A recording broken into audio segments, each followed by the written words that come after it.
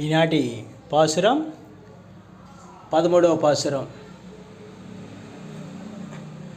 புல்லின் கிண்ணானை போலா மரக்கென்னோ கிள்ளி கலந்தனாய் கீர்த்தனை பாடிப்போய் பிள்ளைகளெல்லாம் பாவை களம் புக்கார் வெள்ளி வெளுந்த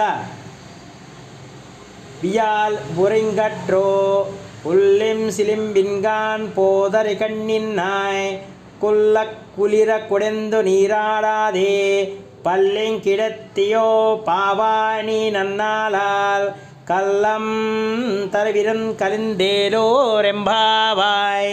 ఈనాటి పాసనం అర్థం వచ్చేటప్పటికి ఈనాటి పాసనంలో మరి ఈ యొక్క గోపిక నేత్ర సౌందర్యం గురించి ఎవరినైనా ఆకర్షిస్తుందంట. అందుకని ఆమె నేత్ర సౌందర్యం గురించి ఇక్కడ వివరిస్తూ ఈ యొక్క పాసంలో ఉంది. ఆమె కళ్ళు కలువ పువ్వులు, చూపుడు లేడి చూపులు. తన కంటి అందము చూచి శ్రీకృష్ణుడు తనకై వెదికి కొన్ని రాగలడని ఆమె విశ్వాసం. నేత్రమనగా ఇక్కడ జ్ఞానము, తన స్వరూప పరస్వరూప స్పష్టంగా తెలియజేయడానికి జ్ఞానము, అందము.